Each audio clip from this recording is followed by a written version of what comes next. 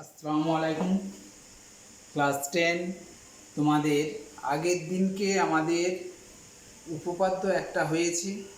সেই উপপাদ্যের আমরা কতটা শিখলাম বা তার প্রয়োগ কিভাবে আমরা করতে পারবো, যে শর্ট প্রশ্নগুলো থাকবে তাদের কিভাবে সম্মুখীন হব, এগুলো নিয়ে আজকের আলোচনা। এর পরের যে উপপাদ্যটা আছে সেই উপপাদ্যটা আমাদের মাধ্যমিক পরীক্ষায় এবার এসেছিল, তাই আমরা ওটাকে নিয়ে বেশি আর আলোচনার মধ্যে থাকবো না। তবুও ওই চ্যাপ্টার যে শর্ট প্রশ্নগুলো হবে সেগুলোকে নিয়ে একটু আলোচনা করব। আজকের যে আলোচনাটা হচ্ছে যে আগের উপপাদ্য যেটা শিখেছি, যে একটা বৃত্তের পরিধির উপর কোনো বিন্দুতে যদি স্পর্শক অঙ্কন করা হয় তাহলে স্পর্শবিন্দু এবং তোমার স্পর্শবিন্দু আর স্পর্শবিন্দুর উপর যে আমরা ব্যাসার্ধটা আর স্পর্শকটা পরস্পর তারা লম্ব, এটা আমরা শিখতে পেরেছি। এবার আমরা জানবো ওটাকে কিভাবে একটা শর্ট প্রশ্ন কিভাবে করতে পারবো। দেখো, আমরা ও কেন্দ্রীয় একটা বৃত্ত নিলাম। ও কেন্দ্রীয় একটা বৃত্ত নেওয়া হয়েছে, ও কেন্দ্র। এবার বলেছে যে ওই বৃত্তের একটি এবি জ্যা অঙ্কন করো। আমরা এখানে এবি একটা জ্যা নিয়ে নিলাম। জ্যা আমরা জানি যে ব্যাসটাও একটা জ্যা, কিন্তু এখানে ব্যাস নয়, এরকম একটা জ্যা নিতে হবে। ব্যাস নিলে আঁকতে পারা যাবে না। তাহলে আমরা ব্যাস ছাড়া আমরা একটা কি আঁকলাম, জ্যা এঁকে নিলাম এবি। এবার আমাদেরকে কি বলে দিয়েছে না, এই বি বিন্দুতে একটি স্পর্শক অঙ্কন করো। তাহলে আমাদের এখানে স্পর্শক অঙ্কন করতে গেলে কি করতে হবে, এখানে আমরা একটা বিন্দু নিলাম, সরলরেখা এঁকে নিলাম। এটা একটা স্পর্শক যা এ ও সরলরেখাটাকে বর্ধিত করলে তারা পরস্পরকে টি বিন্দুতে ছেদ করবে। এটা তোমাদের বলে দিয়েছে যে এ ও সরলরেখাকে যদি আমরা বর্ধিত করে দিই তাহলে সেটা পরস্পরকে টি বিন্দুতে ছেদ করবে। এখন বিএটি এই কোণটা তোমাকে বলে দিয়েছে 21 ডিগ্রি। এটা বলা আছে 21 ডিগ্রি। তোমাকে বার করতে বলেছে বিটিএ কত, অর্থাৎ এই কোণটা কত তোমাকে বার করতে হবে। তাহলে আমরা এই উপপাদ্য যেটা শিখেছি সেটা হলো কি না, আমরা যদি বি বিন্দু থেকে যদি আমরা একটা ব্যাসার্ধ অঙ্কন করি তাহলে আমরা কিভাবে না, এই যে বিটি স্পর্শ আর ও বিটা স্পর্শ বিন্দুগামী ব্যাসার্ধ, তার মানে হচ্ছে এই ও বিটি কোণটা, এই কোণটা হচ্ছে 90 ডিগ্রি। ও বিটি কোণটা কত হলো, ও কারণটা কি না, ও বি লম্বটা দেখো, ও বি লম্ব হয়ে গেল বিটি এর উপর, উপপাদ্যটি এটা দিয়ে আছে। তাহলে ও বি লম্ব যদি বিটি এর উপর হয় তাহলে ও বিটি কোণ কত, অতএব ও বিটি কোণটা হবে 90 ডিগ্রি, কারণ এইটা হবে 90 ডিগ্রি। আর দেখো এ ও বি, এখানে একটা ত্রিভুজ রয়েছে, ত্রিভুজ এ ও বি। এ কি কি না, এ ও আর ও বিটা সমান, এ ও সমান ও বি। এ ও আর ও বিটা সমান, কারণ কি এরা একই বৃত্তের ব্যাসার্ধ, একই বৃত্তের ব্যাসার্ধ। দেখো, যদি এই বাহু দুটো সমান হয়ে থাকে তাহলে আমরা জানি তার বিপরীত, সেই বাহুর বিপরীত কোণগুলো সমান হবে। তাহলে এই বাহুটার বিপরীত কোণ এটা, এই বাহুটার বিপরীত কোণ এটা। তাহলে এটা যদি 21 ডিগ্রি হয় তাহলে এই কোণটাও হবে 21 ডিগ্রি। অতএব এ ও বি এ বা এ বি ও, এই কোণটাও আমরা কি বলে লিখতে পারবো না, এ বি ও কোণ সমান ও এ বি কোণ। ও এ বি কোণ, এরাও দুটো কোণ সমান। এরা প্রত্যেকটা কোণ তাহলে কত ডিগ্রি হলো, 21 ডিগ্রি হয়ে গেল। দুটো কোণই সমান, এই কোণটা 21 ডিগ্রি আছে তাহলে এটাও 21 ডিগ্রি। এখন দেখো, যদি আমাদের এইখানে এই কোণটাকে বলা হয়, এই ত্রিভুজটার এ ও বি ত্রিভুজের এই কোণটাকে বলা হচ্ছে বহিস্থ কোণ। এ তাহলে বি ও টি কোণটা বহিস্থ কোণ, বি ও টি কোণটা হচ্ছে বহিস্থ কোণ। বহিস্থ বি ও টি কোণটা মানে কি না, তার অন্তস্থ বিপরীত কোণ দুটো যোগফলের সমান, তার মানে এই কোণটার সঙ্গে এই কোণটার যোগফলের সমান। তাহলে অন্তস্থ কোণ বলতে এই দুটোকে কোণ বোঝায়। তাহলে অন্তস্থ কোণ দুটো যোগফলের সমান মানে কি না, ও এ বি কোণ বা এ বি ও কোণ প্লাস ও এ বি কোণের সমান। এই দুটো কোণ দুটোর যোগফলের সমান হচ্ছে এই বহিস্থ কোণটা। তাহলে এখন দেখো এই দুটো কোণই তো 21 ডিগ্রি করে, তাহলে এটা 21 ডিগ্রি, এটাও 21 ডিগ্রি, তার মানে হচ্ছে 42 ডিগ্রি। তার মানে আমাকে বি ও টি কোণটা কত ডিগ্রি হলো, এটা 42 ডিগ্রি হলো। তাহলে দেখো বি ও টি একটা ত্রিভুজ, আবার ত্রিভুজ বি ও টি এ, বি ও টি এই কোণটার, এই ত্রিভুজটার আমরা জানি আবার তিনটে কোণের সমষ্টি 180 ডিগ্রি। তাহলে এই কোণটা 90 ডিগ্রি, এই কোণটা হচ্ছে 42 ডিগ্রি, তাহলে আমাকে এই কোণটা বার করতে হবে। তাহলে বি ও টি এর একবারে লিখতে পারি বি টি এ কোণ, যেটা আমাদের চেয়েছে বি এ টি এ কোণ, এ কোণ সমান আমরা কি লিখতে পারবো, এটা 90, এটা 42 আর এটাকে নিয়ে 180 ডিগ্রি। তাহলে 180 ডিগ্রি থেকে আমরা যদি এই দুটো কোণের যোগফলটা বিয়োগ করে দিই, তাহলে আমরা বাকি যে বিটি এ কোণটা আছে সেই কোণটা আমরা বার করতে পারবো। 42 ডিগ্রি মাইনাস হলো, এই দুটো যোগ হয়ে গেল, তার মানে 180 ডিগ্রি মাইনাস 90 আর 42 যোগ করলে 132 ডিগ্রি সমান এইটা থেকে বিয়োগ করলে 48 ডিগ্রি। অর্থাৎ বিটি এ কোণের মানটা হচ্ছে তখন আমাদের 42 ডিগ্রি। এইরকম ধরনের আমাদের অঙ্কগুলো দেখতে হবে, একটু ভালো করে বুঝে নিতে হবে, তাহলে আমরা এইরকম ধরনের অঙ্কগুলো আমরা পাবো।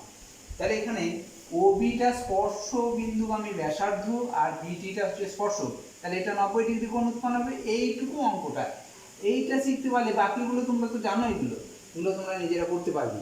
বেশ, আমরা এরপরে যে এটা আমাদের যে উপপাদ্যটা শেখানো হয়েছিল তারই একটা শর্ট প্রশ্ন। এবার আমরা আমাদের মনে প্রশ্ন জাগতে পারে যে একটা বৃত্তের মধ্যে, এই একটা বৃত্ত, এই বৃত্তের মধ্যে আমরা কালকে শিখেছিলাম যে কোনো বিন্দুর উপর একটা স্পর্শক অঙ্কন করা যায়। তাহলে বৃত্তের পরিধির উপর, পরিধির যে কোনো বিন্দুর উপর আমরা একটা স্পর্শক অঙ্কন করতে পারবো, একটা নির্দিষ্ট বিন্দুতে আমরা একটা স্পর্শক অঙ্কন করতে পারবো। এবার আজকেরটা আমরা একটু উপপাদ্যটা একটু আলাদাই যাচ্ছি, উপপাদ্যর বিষয় বিস্তারিত বলছি। যে একটা বৃত্ত আছে, সেই বৃত্তটার বাইরে কোনো একটা বিন্দু, ধরো এখানে একটা বিন্দু, এই বাইরে বিন্দু থেকে যদি আমরা এই বৃত্তটার স্পর্শক অঙ্কন করি, তাহলে আমরা দুটো স্পর্শক অঙ্কন করতে পারবো না। বৃত্তে দেখো, বৃত্তের উপরিস্থিত কোনো বিন্দু বা পরিধির উপর কোনো বিন্দুতে আমরা একটা মাত্র স্পর্শক অঙ্কন করতে পারছি, কিন্তু যদি আমরা বৃত্তর বিন্দুটা যদি আমাদের বহিস্থ হয়ে থাকে, তাহলে সেই বহিস্থ বিন্দু থেকে আমরা দুটো স্পর্শক অঙ্কন করতে পারবো। এটা একটা বহিস্থ সরলরেখা, এটা কেন্দ্র থেকে আমরা বাইরের দিকে আমরা কি করলাম, এই সরলরেখাটা টেনে দিলাম। এবার দেখো এই বিন্দুটা থেকে আমরা যদি এখানে একটা স্পর্শক অঙ্কন করতে পারবো, এখানে এই বিন্দু দিয়ে আমরা এখানে একটা স্পর্শক অঙ্কন করতে পারবো, তাহলে বহিস্থ বিন্দু থেকে আমাদের কি হচ্ছে না, দুটো স্পর্শক অঙ্কন করতে পারবো, এটা একটা আর এই দিকে একটা। এই দুটো স্পর্শক অঙ্কন করতে পারবো। তা আমাদের এটা যদি ও বিন্দু হয় আর এটাও যদি আমাদের এ বহিস্থ বিন্দু হয়ে থাকে, আর স্পর্শকের এইটা দৈর্ঘ্য, এখান থেকে এইটাকে বলা হয় স্পর্শকের দৈর্ঘ্য, এটা হচ্ছে স্পর্শ বিন্দু, আর এইটাকে বলা হয় স্পর্শ বিন্দু, এটা স্পর্শকের দৈর্ঘ্য। এটা ধরো এক্স আর এইটা বিন্দুটা আছে ওয়াই, এটা গোটাটাই স্পর্শক, কিন্তু স্পর্শকের দৈর্ঘ্য নির্ণয় করতে বলবে, তখন এ এক্সটা হবে স্পর্শকের দৈর্ঘ্য আর এইদিকে এ ওয়াইটা হবে স্পর্শকের দৈর্ঘ্য, কিন্তু এই টোটালটাকে বলা হচ্ছে স্পর্শক। স্পর্শকের দৈর্ঘ্য নির্ণয় যখন হবে তখন এইটুকু আমাকে মাপতে হবে কত হবে। এবার দেখো, তাহলে এটা হচ্ছে এই পরিধির উপর একটা বিন্দু, এই বিন্দুতে আমরা যদি এখানে কি করব, কেন্দ্রের সঙ্গে আমরা একটা ব্যাসার্ধ অঙ্কন করলাম। এই ব্যাসার্ধটা এখানে কত ডিগ্রি কোণ উৎপন্ন করছে, 90 ডিগ্রি। আবার এইদিকেও যদি আমরা এটাকে যোগ করে দিই, তাহলে এখানেও আমরা পেয়ে যাব এখানেও 90 ডিগ্রি। তাহলে দেখো এই 90 ডিগ্রি এখন আছে, তাহলে আমাদের উপপাদ্যটা আছে যে বহিস্থ কোনো বিন্দু থেকে যদি আমাদের দুটো স্পর্শক অঙ্কন করি তাহলে যে প্রমাণ করতে হবে স্পর্শকের দৈর্ঘ্য দুটো সমান, আর তারা কেন্দ্রে সমান কোণ উৎপন্ন করবে। কেন্দ্র বলতে এইটা, এই কোণে, এইখানে কোণ আর এখানের কোণ, এই দুটো কোণ সমান উৎপন্ন করবে। এটা আমাদের আজকের যে উপপাদ্য ছিল সেই উপপাদ্যটাকে নিয়ে আলোচনা। তো এই কেন্দ্রে যে কোণ, এই দুটো কোণ সমান উৎপন্ন হবে, এটা আমি এখন প্রমাণ করছি না, এগুলো তোমরা বইয়ে দেখে নিতে পারো, বা এটা আমাদের মাধ্যমিক পরীক্ষায় এসেছিল, সেই জন্য আমরা এটাকে নিয়ে এত আলোচনা করছি না, কিন্তু শর্ট প্রশ্ন নিয়ে একটু আলোচনা করা দরকার আছে। তাহলে দেখো যে ও এক্স এ এটা একটা সমকোণী ত্রিভুজ উৎপন্ন হয়ে গেল, আর এই সমকোণী ত্রিভুজের ও এক্স এ কোণটা হচ্ছে সমকোণ। এটা যদি সমকোণ হয় তাহলে ও এটা কি হবে? সমকোণের বিপরীত বাহু। তাহলে সমকোণের বিপরীত বাহু মানে হচ্ছে এটাকে কি বলা হবে না, এটাকে বলা হবে তার অতিভুজ। এবার এখানে থেকে যে প্রশ্নগুলো হয় সেই প্রশ্নগুলোর মধ্যে পরে যে কেন্দ্র থেকে বহিস্থ বিন্দুর দূরত্ব ধরে নাও 13 সেন্টিমিটার বলে দিয়েছে, যে কেন্দ্র থেকে বহিস্থ বিন্দুর দূরত্বটা বলে দিয়েছে কত? 13 সেন্টিমিটার। আর বৃত্তের ব্যাসার্ধের দৈর্ঘ্যটা বলে দিয়েছে 5 সেন্টিমিটার। তাহলে বলেছে ওই বৃত্তের স্পর্শকের দৈর্ঘ্যটা কত, অর্থাৎ এ এক্স যে স্পর্শকের দৈর্ঘ্য সেই স্পর্শকের দৈর্ঘ্য নির্ণয় করো।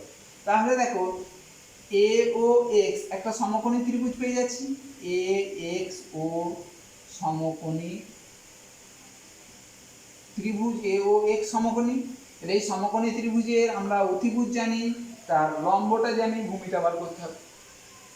তাহলে এ এক্স স্কোয়ার, এ এক্স স্কোয়ার সমান আমরা কি লিখতে পারি না, অতিভুজের স্কোয়ার একবারে লিখে দিতে পারি এখানে, যে অতিভুজের স্কোয়ার সমান লম্ব স্কোয়ার প্লাস ভূমি স্কোয়ার। এটা সূত্র, এটা একটা সমকোণী ত্রিভুজ, সমকোণী ত্রিভুজে দুটো বাহু দিয়ে আছে, একটা বাহু বার করতে হয়, সূত্র এটা অতিভুজের স্কোয়ার সমান লম্ব স্কোয়ার প্লাস ভূমি স্কোয়ার। তাহলে অতিভুজটা কত দিয়ে আছে? 13 স্কোয়ার। লম্বটা কত দিয়ে আছে? 5 স্কোয়ার। ভূমিটা কত দিয়ে আছে আমার জানা নেই, সেটা কি? এ এক্স স্কোয়ার। ভূমিটা এক্স স্কোয়ার, এ এক্স স্কোয়ার, এখানে এ এক্স স্কোয়ার। তো 13 স্কোয়ার মানে কি? 169 সমান কত না 25 প্লাস এ এক্স স্কোয়ার লিখে দিলাম। দেখো এবার পক্ষান্তর করলাম, 169 থেকে 25 বিয়োগ করে দিলাম, সমান এ এক্স স্কোয়ার হলো। তাহলে 144 সমান এ এক্স স্কোয়ার। তাহলে রুট 144 মানে এ এক্স স্কোয়ার যদি 144 হয় তাহলে এ এক্স এর দৈর্ঘ্যটা কত হবে? এ এক্স এর দৈর্ঘ্য বর্গমূল হয়ে যাবে 12 সমান। তাহলে দেখো আমরা যে স্পর্শকটা পেলাম, এ এক্স এর স্পর্শকটা যেটা পেলাম সেটা হচ্ছে 12 সেন্টিমিটার। তাহলে এটা 5 সেমি, এটা 13 সেমি, তাহলে এটা হচ্ছে 12 সেমি। তো এই ঘটনাটা নিচের দিকেও একই আছে, এই ঘটনাটা নিচের দিকেও আছে, তার মানে এ ওয়াই এর স্পর্শকের দৈর্ঘ্যটাও হচ্ছে 12 সেন্টিমিটার আমরা বার করতে পারি। তাহলে দেখো যে আমরা যে বহিস্থ কোনো বিন্দু থেকে যখন আমরা বৃত্তের দুটো স্পর্শক অঙ্কন করব, তা দুটো স্পর্শক অঙ্কন করার সময় তাদের দৈর্ঘ্য দুটো কি হচ্ছে? সমান হয়ে যাচ্ছে। তাহলে দৈর্ঘ্য দুটো সমান হবে এবং কেন্দ্রে তারা সমান কোণ উৎপন্ন করে, এই দুটো কোণ আবার সমান হবে, আবার এই দিকের দুটো কোণও সমান হবে, এই দুটো কোণও সমান হবে। অর্থাৎ ও এ এক্স কোণটা যা হবে ও এ ওয়াই কোণটাও তাই হবে, এই দুটো কোণও সমান, এই দুটো কোণও সমান। কিভাবে করব না, এই একটা যে ত্রিভুজ আছে সমকোণী ত্রিভুজ, আর নিচের দিকেও দেখো একটা সমকোণী ত্রিভুজ, এই সমকোণী দুটো ত্রিভুজ আমরা সর্বসম প্রমাণ করতে পারবো। আর সর্বসম প্রমাণ করতে পারলে তার অনুরূপ বাহুগুলো দৈর্ঘ্য সমান হয় এবং অনুরূপ কোণগুলো দৈর্ঘ্য সমান হয়, অনুরূপ কোণের মানটাও সমান হয়। তাহলে সেখান থেকে আমরা এখানে কি পেয়ে যাব না, এ এক্স এর দৈর্ঘ্যটা, এ এক্স এবং এ ওয়াই ওই দুটো সর্বসম ত্রিভুজের অনুরূপ বাহু, আর অনুরূপ বাহু দুটো দৈর্ঘ্য সমান আমরা তো দেখাতেও পারলাম। আবার কি এটাও আমরা অনুরূপ কোণগুলো তাদের সমান আমরা দেখাতে পারবো। এগুলো হচ্ছে আমাদের শর্ট প্রশ্নই থাকতে পারে এরকম। এবার ধরো আমরা যদি বলি যে এখানে এ এক্স ও ওয়াই এ বা এ এক্স ও ওয়াই, এটা একটা দেখো, দেখে কি মনে হচ্ছে একটা চতুর্ভুজ। এই চতুর্ভুজটার যদি বলা হয় যে এবার ক্ষেত্রফলটা কত, তা চতুর্ভুজের ক্ষেত্রফলটা নির্ণয়ের সময় আমরা কি করব তখন না, এই চতুর্ভুজটার ক্ষেত্রফল নির্ণয় করার সময় আমাকে জানতে হবে একদিকে ত্রিভুজটার ক্ষেত্রফল নির্ণয় করা। এই যে ত্রিভুজ এ ও এক্স, এই যে ত্রিভুজ আছে, এই ত্রিভুজটা যদি আমাদের এই বাহুর দৈর্ঘ্যটা ও এটা দৈর্ঘ্য দিয়ে আছে, ও এক্স এর দৈর্ঘ্য দিয়ে আছে, তাহলে আমাকে এক্স এ এক্স এর দৈর্ঘ্য বার করে দিলাম। তাহলে এই তিনটে বাহুর দৈর্ঘ্য জানতে পেরে গেলাম। এই তিনটে বাহুর দৈর্ঘ্য জানতে পারার পরে আমাকে যদি বলা হয় এ ও এক্স ত্রিভুজের ক্ষেত্রফল কত, না ত্রিভুজ এ ও এক্স এর ক্ষেত্রফল আমরা বার করতে জানি যে আমরা সমকোণী ত্রিভুজের ক্ষেত্রফলের সূত্র হাফ ভূমি ইন্টু উচ্চতা। তাহলে হাফ ভূমি ইন্টু উচ্চতা। দেখো হাফ ভূমি বলতে কোনটা, ভূমি বলতে এইটা ভূমি নয়, কখনোই অতিভুজটা ভূমি হতে পারে না। একটা সমকোণী ত্রিভুজের অতিভুজ কখনোই ভূমি হতে পারে না। এই সমকোণী ত্রিভুজের অতিভুজ ভূমি হবে তখন নিশ্চয়ই তার উচ্চতা এখানটা দেওয়া থাকতে হবে, তখন সেটা। আর আমরা এটা উচ্চতা জানি, এটা তার ভূমি, তাহলে ভূমিটা হচ্ছে 12 আর উচ্চতাটা হচ্ছে তার 5। তাহলে ভূমিটার জায়গায় আমরা 12 লিখলাম, উচ্চতার জায়গায় 5 লিখলাম। 6 6 2 12, 6 5 30। এখানে সেন্টিমিটার আছে, তাহলে বর্গ সেন্টিমিটার। দেখো তাহলে এ ও এক্স যে ত্রিভুজটা হলো, সেই ত্রিভুজটার ক্ষেত্রফল হলো 30 বর্গ সেন্টিমিটার। এবার দেখো নিশ্চয়ই নিচের দিকে ত্রিভুজটার ক্ষেত্রফল সেই একই হবে।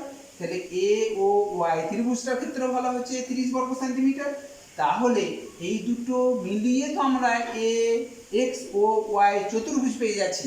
তাহলে এখানে লিখতে পারবো যে চতুর্ভুজ এ এক্স ও ওয়াই এর ক্ষেত্রফলটা কত হবে না 30 গুণ 2। 30 গুণ 2 কারণ এইদিকে ত্রিভুজের যেরকম ত্রিভুজ আছে সেরকম ত্রিভুজের নিচেরটাও আছে, তাহলে এর ক্ষেত্রফল যা হবে তার ডবল হয়ে যাবে এটা টোটালটা। তাহলে এখানে 2 দিয়ে গুণ করলে 60 বর্গ সেন্টিমিটার। এটা হলো এ এক্স ও ওয়াই যে চতুর্ভুজ, সেই চতুর্ভুজের ক্ষেত্রফল। আমরা এটা বুঝতে পেরেছি। এবার আমরা একটু পরের অংশের দিকে যাব।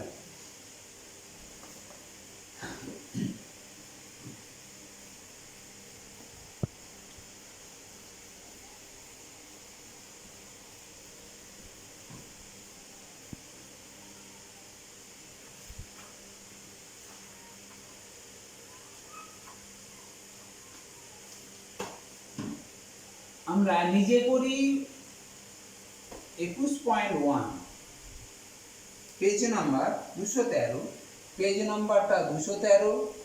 আর নিজে করি হচ্ছে 21.1। এখানে কয়েকটা অঙ্ক এরকম ধরনের অঙ্ক দিয়ে আছে, সেই অঙ্কগুলো তোমরা একটু নিজেরা চেষ্টা করবে। আমি একটু বলে দিচ্ছি, তোমরা আবার এইরকম ধরনের অঙ্কগুলো তোমরা নিজেরা করবে। এবং উদাহরণে যে অঙ্কগুলো দেওয়া আছে, উদাহরণের 212 পেজে দেখবে 9, 10, 11 যে প্রয়োগগুলো আছে সেই প্রয়োগগুলো করে দিয়েছে। তোমরা এগুলো নিজেরাও একটু আবারও করবে। এখানে একের যে অঙ্কটা দিয়ে আছে 5 সেমি দৈর্ঘ্যের ব্যাসার্ধ বিশিষ্ট একটি বৃত্তের কেন্দ্র থেকে 13 সেমি দূরবর্তী কোনো বিন্দু থেকে যে অঙ্কিত স্পর্শক তার দৈর্ঘ্য কত। একটু আগেই আমরা এটাকে নিয়ে আলোচনা করলাম, আর আমরা একটু অন্যটাকে টাইপের অঙ্কটা করছি। একেরটা তো আমরা একটু আগেই আলোচনা করলাম, আর দুইয়েরটা আমরা দেখি।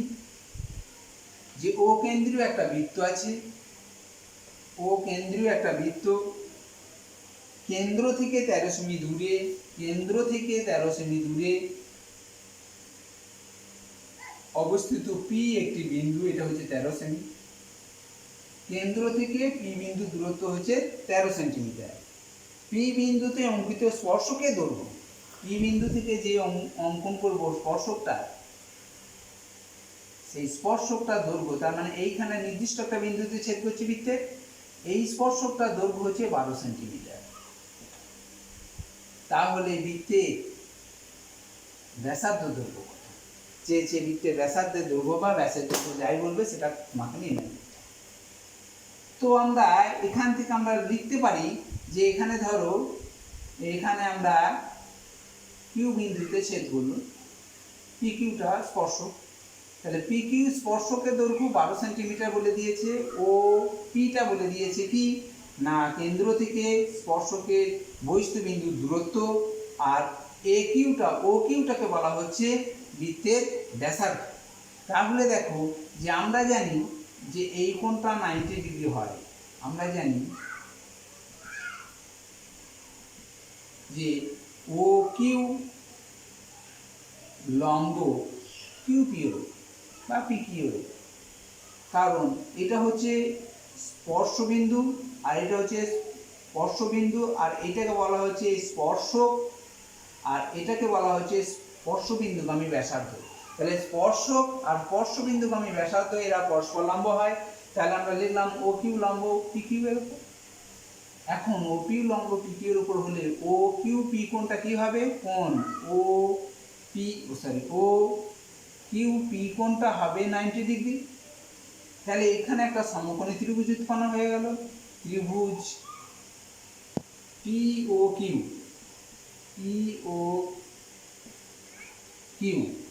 ত্রিভুজ পি ও কিউ সমকোণী।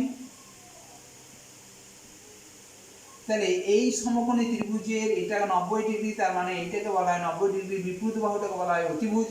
তাহলে অতিভুজটা জানা আছে আর ভূমির দৈর্ঘ্যটা জানা আছে, আমাকে কি করতে হবে, লম্বটা বার করতে হবে। অর্থাৎ লম্ব ভূমি আর অতিভুজের মধ্যে একটা সম্পর্ক আমরা আগেও করেছিলাম, যে সমকোণী ত্রিভুজ এ অতিভুজের স্কয়ার সমান লম্ব স্কয়ার প্লাস ভূমি স্কয়ার।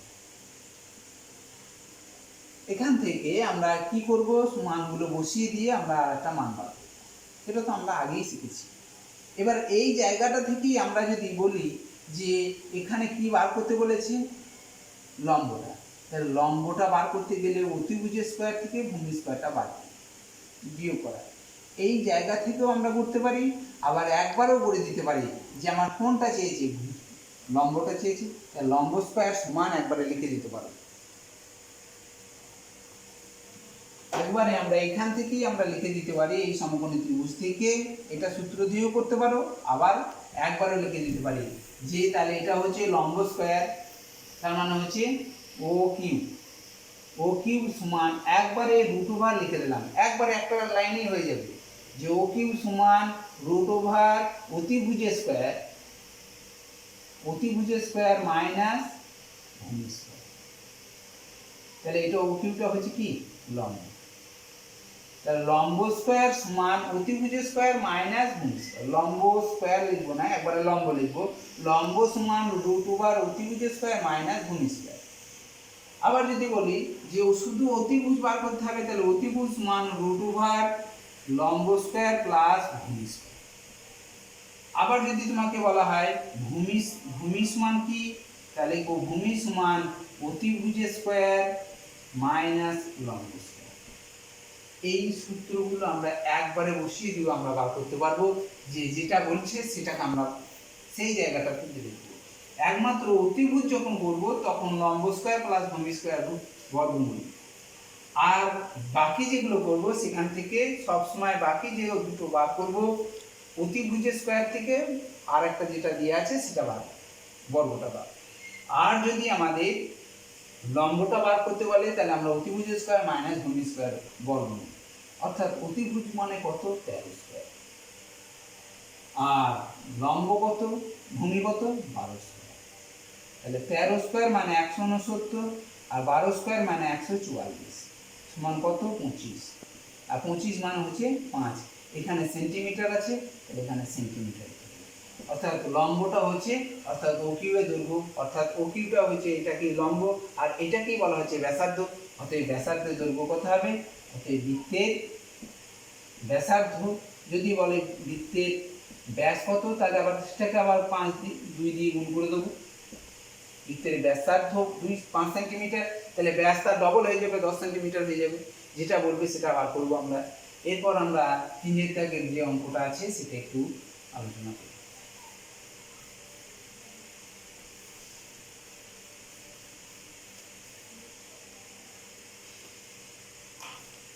দেখো 3 একটু ভালো করে বুঝো যে ও কেন্দ্রীয় একটা বৃত্তের বহিস্থ বিন্দু, ও কেন্দ্রীয় বৃত্ত বহিস্থ বিন্দু পি থেকে অঙ্কিত স্পর্শক, এটা পি এটা ও, অঙ্কিত স্পর্শক দ্বয় মানে দুটো, এদিকে একটা স্পর্শক, দুটো স্পর্শক আমরা আঁকলাম। এই দুটো স্পর্শকের নাম বলে দিয়েছে, একটা পি এ আর একটা পি বি। আর এ ও বি কোণটা বলে দিয়েছি, এ ও বি কোণটা। তাহলে এইটা সরলরেখা টানতে হবে, এটা টানতে হবে।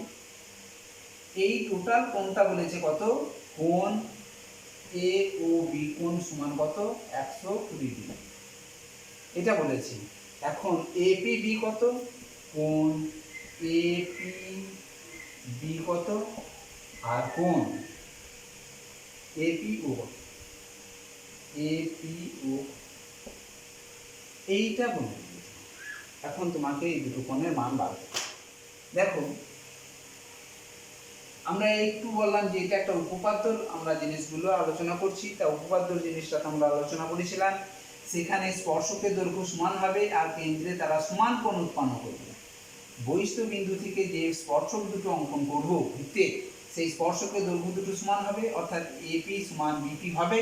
এটা প্রমাণ করা যায়, এটা আমাদের জানা দরকার আছে, জানতে হবে যে এই স্পর্শকের বহিস্থ বিন্দু থেকে যে দুটো স্পর্শক অঙ্কন করব তাদের দৈর্ঘ্য সমান, তাহলে এপি আর বিপি সমান ওটা। আর কেন্দ্রে তারা সমান কোণ উৎপন্ন করবে, এটা একটা উপপাদ্য। এই কেন্দ্রে এই দুটো কোণ সমান উৎপন্ন হয়, তাহলে এই এ ও বি কোণটা মানে দুটো কোণ। তাহলে এখানে আলাদা আলাদা ভাবে যদি আমরা কোণ করি, তাহলে তাদের প্রত্যেকটা কোণের মান কত হবে, যে এ ও বা পি ও এ কোণটা কত, এখানে পি পি ও এ কোণটা হবে কত, পি ও এ কোণটা হবে, দেখো এই দুটো কোণ সমান ভাগে ভাগ করছে, তাহলে দুটো কোণ যোগফল 120 ডিগ্রি, তাহলে 120 ভাজিত 2 সমান 60 ডিগ্রি, 60 ডিগ্রি। তার মানে এটাও 60 ডিগ্রি হলো, এটাও 60 ডিগ্রি। এবার দেখো এ পি বি কোণ চেয়েছে, তাহলে আমাদের একটা উত্তর হয়ে গেল, এ পি ও কোণ এটা চেয়েছে, আর এ পি বি কোণ দুটো চেয়েছে, তাহলে এটা 60।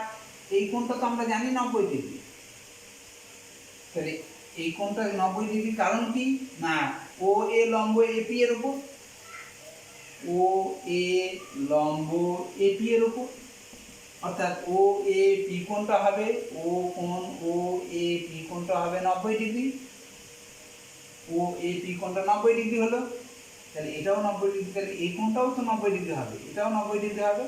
আমাকে শর্ট প্রশ্ন করার সময় আমাকে শুধুমাত্র বোর্ডের ছবিতেই, আমাদের খাতায় ছবিতেই অঙ্কন করে দিলেই হবে, এখানে একটা খসড়া তৈরি করে দেখাতে হবে, তোমাকে একটুও দেখাতে হবে যে কিভাবে করেছো।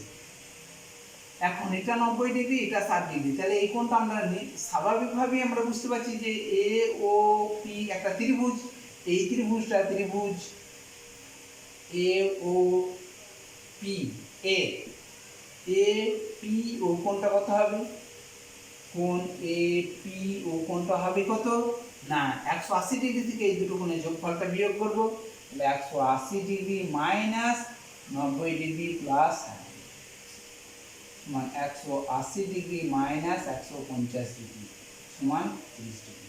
দেখো এই কোণটা 30 ডিগ্রি।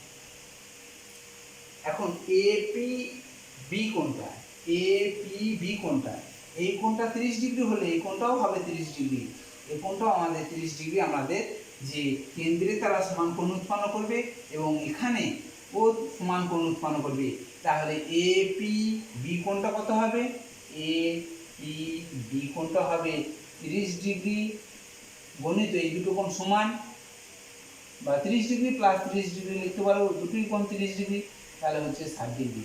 অতএব এ পি বি কোণটা হবে 60 ডিগ্রি। এরপর আমরা অন্য বিষয় নিয়ে আলোচনা করব। এইরকমই আমাদের প্রয়োগ 12 যেটা আছে, সেই প্রয়োগ 12টা যেটা আছে সেটা হচ্ছে প্রয়োগ, আমাদের মাধ্যমিক পরীক্ষা 3 নম্বরের আছে।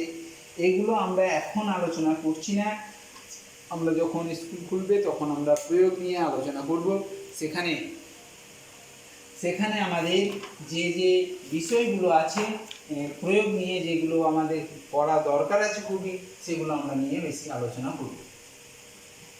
এখন এরপরেই আমাদের যে স্পর্শক, কী রকম ধরনের স্পর্শক হয় এটা নিয়ে একটু কথা বলি। স্পর্শক দেখো, যে আমরা বুঝতে পারলাম একটা বৃত্তের যে কোনো বিন্দুতে একটা স্পর্শক অঙ্কন করা হচ্ছে, যে কোনো একটা স্পর্শক একটা বিন্দুতে একটা নির্দিষ্ট স্পর্শক অঙ্কন করা হচ্ছে। একটা বৃত্তের বহিস্থ কোনো বিন্দু থেকে আমরা দুটো স্পর্শক অঙ্কন করতে পারছি, সেই স্পর্শক দুটো দৈর্ঘ্য সমান হচ্ছে। এবার তাহলে শুধুমাত্র এইরকমই স্পর্শক অঙ্কন করা হয় না, আমাদের স্পর্শক আছে দুই ধরনের। একটা হচ্ছে তির্যক স্পর্শক, সাধারণ স্পর্শক। এই সাধারণ জিনিসটা চলে এলো। সাধারণ মানে কি না, সাধারণ মানে দুই বা দুইয়ের বেশি জিনিসের উপর যদি থাকে, একটাই জিনিস তাদের মধ্যে কমন জিনিস যদি থাকে, তাহলে সেটাকে সাধারণ জিনিস বলা হয়। যেমন ধরো, এই একটা বৃত্ত আছে, পাশে আবার একটা বৃত্ত আছে। এই দুটো বৃত্ত আলাদা আলাদা কেন্দ্র বিশিষ্ট হতে পারে, দৈর্ঘ্য বিশিষ্ট, ব্যাসার্ধ বিশিষ্ট বৃত্ত হতে পারে, আবার একই হতে পারে। এই দুটো বৃত্তের মধ্যে যখন আমরা এরকমভাবে স্পর্শ, এটাও একটা স্পর্শ, এই বিন্দুতে ছেদ করছে একটাতে, এই বিন্দুতে ছেদ করছে, এইরকম একটা স্পর্শ। এইরকম ধরনের স্পর্শগুলোকে আমরা বলে থাকবো সাধারণ স্পর্শ। এই সাধারণ স্পর্শ। আবার দেখো, এই একটা বৃত্ত আছে, আবার এখানে আবার একটা বৃত্ত আছে, এই বিন্দুতে আবার একটা স্পর্শক আছে, এটাকে সাধারণ, এই বৃত্তেরও স্পর্শক এটা, এই বৃত্তেরও স্পর্শক এটা, এটাকে বলা হয় সাধারণ স্পর্শক। এই স্পর্শকটা কি এই বৃত্তের মধ্যে আছে, এই বৃত্তের মধ্যে আছে, সেই জন্য এটাকে সাধারণ স্পর্শক বলা হচ্ছে।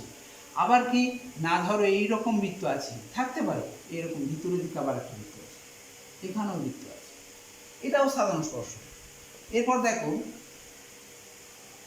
এখানে একটা বৃত্ত আছে, আবার ঠিক গেল একটা বৃত্ত, এখানেও স্পর্শক আছে। এই দুটো বৃত্তকে স্পর্শ হচ্ছে, দুটো বিন্দু দিয়ে স্পর্শ করছে, এইগুলোকে স্পর্শ বলা হচ্ছে। এই ধরনের স্পর্শগুলোকে আমরা কি বলে থাকি, সাধারণ স্পর্শক। সাধারণ মানে দুইয়ের মধ্যেই যে স্পর্শকটা আছে, সেই স্পর্শকটাকে আমরা সাধারণ স্পর্শক বলছি। এই সাধারণ স্পর্শক দুই ধরনের হয়, একটা হচ্ছে তির্যক সাধারণ স্পর্শক, আর একটা হচ্ছে সরল সাধারণ স্পর্শক।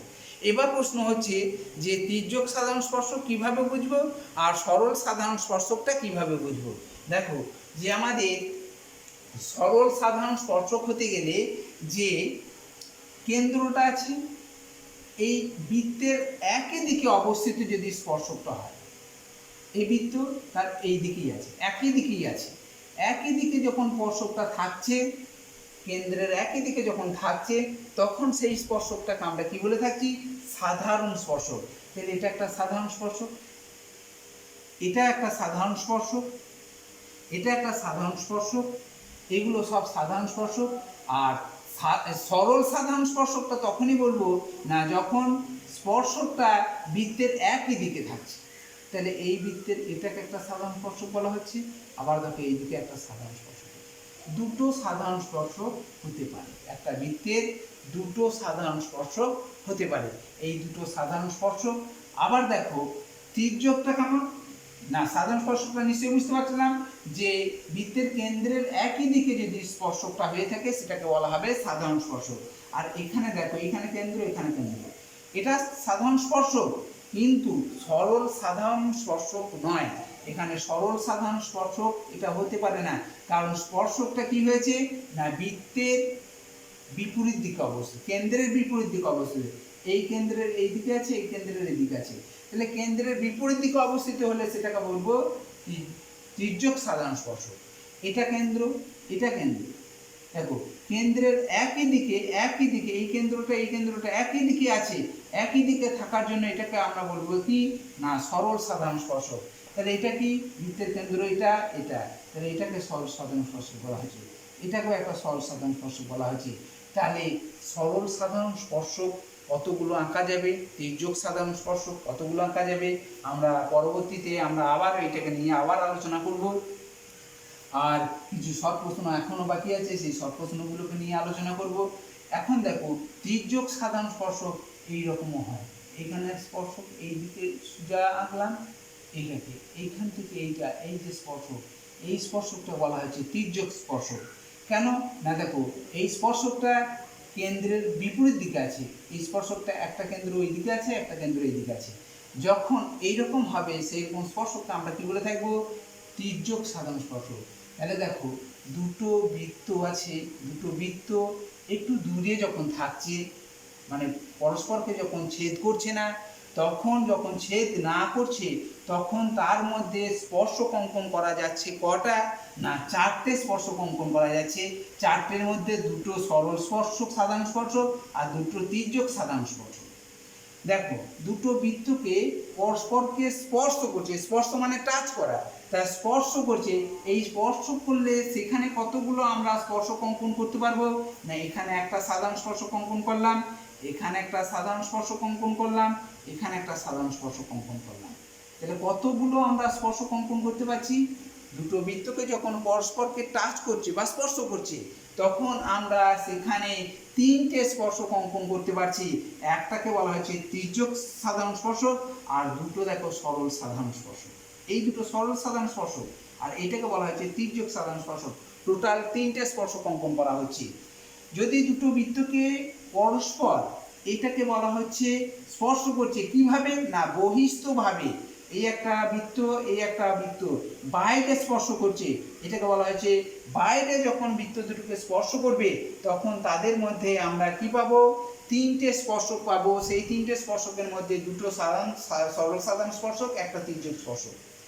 যদি বৃত্ত দুটো অন্তস্থভাবে মানে ভিতরের দিকে, এখানে একটা বৃত্ত আছে, আবার এই দিকে একটা বৃত্ত আছে, তারা অন্তস্থভাবে ভিতরে ভিতরে আমরা স্পর্শ করছি, তখন তাদের মধ্যে স্পর্শক অঙ্কন করা যাবে একটি। সেই একটি হবে কি স্পর্শকের নাম? এটা নিশ্চয়ই এটা সরল সাধারণ স্পর্শক। এবার দেখো এখানে যদি দুটো বৃত্ত পরস্পর কি করছে? একে অপরের মধ্যে ছেদ করে দিচ্ছে, একে অপরের মধ্যে কি করছে? ভিতরে ঢুকে যাচ্ছে, পরস্পরকে ছেদ করছে, তখন তাদের মধ্যে দুটো মাত্র স্পর্শক অঙ্কন করতে পারবো। আর সেই দুটো স্পর্শ কি হবে? সরল সাধারণ স্পর্শক। আমরা এই রকম জিনিস নিয়ে আমরা আরও আলোচনা করব। এগুলো শর্ট প্রশ্ন নিয়ে আজকে আলোচনা করলাম। আজকে এই পর্যন্তই রাখছি। আসসালামু আলাইকুম। পরবর্তী ভিডিওতে আমরা অন্য জিনিস নিয়ে আলোচনা করব।